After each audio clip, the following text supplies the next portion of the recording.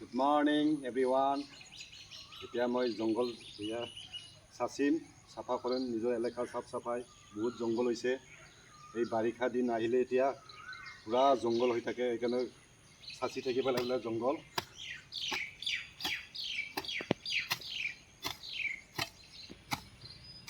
এটা গৰম দিন আহিছে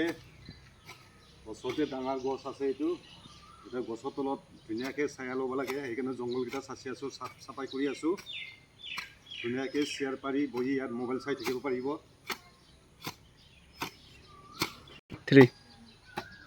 সেইকাৰণে ধুনীয়াকৈ চাচি জেগাবিলাক চাফা কৰিম